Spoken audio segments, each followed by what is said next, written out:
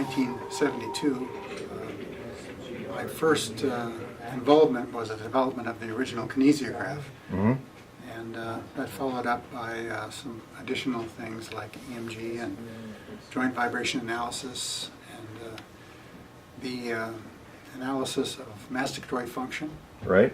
And so it has been, it's been quite a few years, and I've spent probably more CE hours listening to dentists talk than most dentists have over that period of time, having attended many, many meetings, pathological meetings in the 70s, and you know, psychological meetings in the 90s, and so I've pretty much heard everything out there. Pretty much heard everything out there. How does the CNO compare to most of what you've seen? Well, you know, the difference between CNO and most of the programs out there is that it's based on measured facts. You're measuring things, and then you're able to arrive at conclusions based on facts, as opposed to opinions Right. and subjective data. You know, subjective data has its place, but it's limited, Mm-hmm.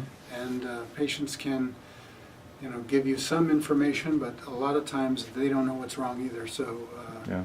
you know, you have to go beyond that and figure out what exactly is going on. Yeah, and these patients, a lot of times dentists think they're crazy. Well, the dentists themselves make them crazy because they don't give them a proper diagnosis. Well, if That's the you know, bottom line. Medicine knows that if you're in pain, in chronic pain for an extended period of time, you are going to go crazy. Mm-hmm. You're going to be depressed, you're going to be anxious, you're going to be, you know, you're going to be in, I mean, you know, people sometimes commit suicide because of their chronic pain. So Yep. it's That's you know, sad. the idea that the depression causes TMD is just backwards. Yeah. We just wrote a paper on that, didn't we? Yeah, You, myself, Kirstein, Prafula Tamati, yeah. right? And we demonstrated that in a group of 83 individuals, most of which, the majority of which, were depressed and had all manner of pains and symptoms. You know, after treatment with DTR or MAG, they were no longer depressed, and their symptoms were minimal. And so, I mean, that's A great improvement in the quality of life. that's actually the first study that has tested the hypothesis since 1969. The hypothesis has been there since 1969 that stress and anxiety cause TMD.